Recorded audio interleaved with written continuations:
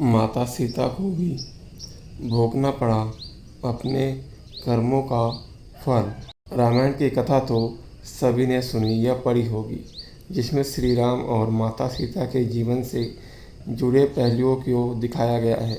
उन्हीं में से एक कहानी में बताया गया है कि कैसे मर्यादा पुरुषोत्तम राम अपनी पत्नी सीता को एक धोबी की बातों में आकर अयोध्या छोड़कर जाने को कह दिया था। लेकिन क्या आपको पता है कि वह धोबी के रूप में जन्मा एक पक्षी था, जिसके वजह से ही माता सीता को वन में भटकना पड़ा होता। जी हाँ, आपने सही सुना, माता सीता को श्राप मिला था। आज हम आपको बताएंगे कि देवी सीता को किस बात की सज़ा मिली। मिथिला नगरी में जनक राजवंश राज करता था।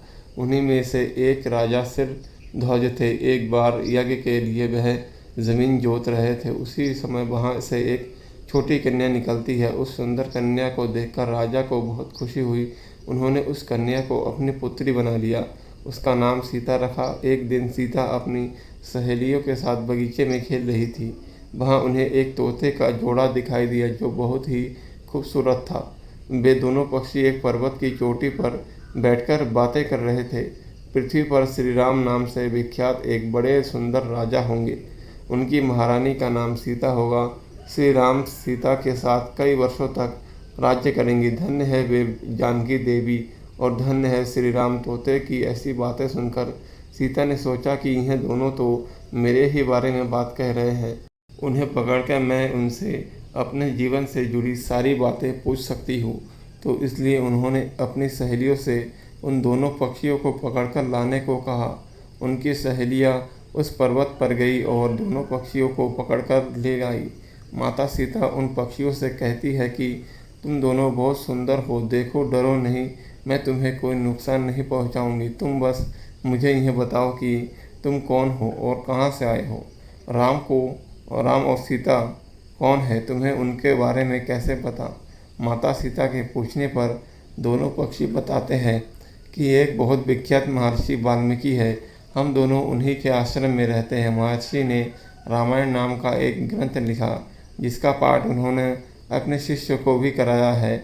उन पक्षियों ने सीता को यह भी बताया कि इस ग्रंथ में महर्षि वाल्मीकि ने बताया कि महर्षि ऋषि असृंग के द्वारा किए गए पुत्र यष्टि यज्ञ से प्रसन्न होकर भगवान विष्णु राम लक्ष्मण भरत और शत्रुघ्न ये 4 वानर शरीर धारण कर पृथ्वी पर जन्म देंगे। बड़े होने पर श्री राम महर्षि विश्वामित्र और अपने छोटे भाई लक्ष्मण के साथ हाथ में धनुष लिए मिथिला आएंगे और शिव जी के धनुष को तोड़कर सीता से विवाह करेंगे। फिर उस पक्षी के जोड़े ने कहा, हे सुंदरी, हमने तुम्हें सब कुछ बता दिया, अब हमें छोड़ दो। हम जाना चाहते हैं। पक्षियों की बातें सुनकर माता सीता के मन में और भी बातें जानने की इच्छा हुई। उन्होंने उन दोनों से पूछा कि राम कहाँ होंगे, वह किसके पुत्र है, कैसे वह मिलाकर जानकी से विवाह करेंगे। नर तोता बोला कि श्री रामचंद्र का मुख कोमल कमल के समान, सुंदर नेत्र, बड़े बड़े और खिले हुए नासिका, ऊंची पतली भुजाएं, घुटनों तक गला संग के समान होगा। मैं उनका क्या वर्णन करूं, जिनके गुणों का बखान 100 मुख वाला भी नहीं कर सकता। दोनों पक्षी कहते हैं कि जानकी देवी धन्य है, जो जल्द ही रघुनाथ जी की पत्नी बनकर उनके साथ कई वर्ष तक राज्य करेंगी। लेकिन तुम कौन हो। पक्षियों की बातें सुनकर सीता ने कहा, जी, जिसे तुम लोग जानकी कह रहे हो वह मैं ही हूँ। माता सीता उन्हें कहती है, मैं तुम दोनों को तब ही छोड़ूंगी जब श्री राम यहाँ आकर मुझसे विवाह करेंगे। तब तक तुम दोनों आराम से मेरे घर में रह सकते हो। यह सुनकर माता तोता जानकी से कहती है कि हम वन के पक्षी हैं, हमें घर में सुख नहीं मिलेगा। मैं गर्भवती हूँ, मुझे जाने दो, मैं अपने स्थान पर जाकर बच्चे पैदा करूँगी। आप चाहे तो उसके बाद फिर से आ जाऊँगी। उसके कहने पर भी सीता जी ने उसे नहीं छोड़ा। तब उसके पति यानी नर तोते ने कहा, सीता, मेरी पत्नी को छोड़ दो, वह गर्भवती है। जब यह बच्चों को जन्म दे देगी तब उसे लेकर मैं तुम्हारे पास आ जाऊंगा। तब माता सीता ने कहा, तुम आराम से जा सकते हो, लेकिन यह मुझे बहुत पसंद है, तुम घबराओ नहीं, मैं इसकी अच्छी से देखभाल करूंगी। जब सीता ने उस मादा तोते को छोड़ने से मना कर दिया तब वह पक्षी दुखी हो गया। पक्षी सीता जी से निवेदन करता है कि मैं अपनी पत्नी के बिना जिंदा नहीं रह सकता, इसलिए इसे छोड़ दो। माता सीता तुम बहुत अच्छी हो, मेरी प्रार्थना मान लो। इस तरह उसने बहुत समझाया, लेकिन सीता ने उसकी पत्नी को नहीं छोड़ा। तब मादा पक्षी ने क्रोध में सीता को श्राप दिया कि अरे, जिस प्रकार तू मुझे इस समय अपने पति से अलग कर रही है, वैसे ही तुझे भी स्वयं गर्भवती की अवस्था में श्री राम से अलग होना पड़ेगा। कुछ दिन बाद पति से बिछड़ने के दुख में मादा पक्षी के प्राण निकल गए। पत्नी की मौत हो जाने पर नर पक्षी दुखी हो गया।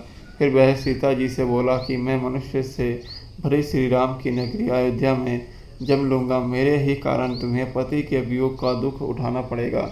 यह कहकर वह वहाँ से उड़ जाता है।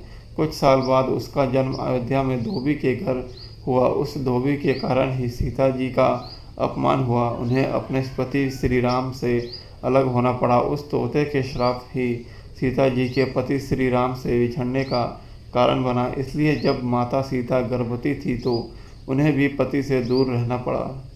आपने अक्सर लोगों को कहते सुना होगा कि हमें हमारे कर्मों का फल यही मिलता है। इसी कहानी से यह बातचीत भी हो जाती है कि कर्म के फल से कोई भी नहीं बच सकता। फल चाहे वह भगवान राम हो या सीता, सभी को अपने कर्मों को भोगना ही पड़ता है।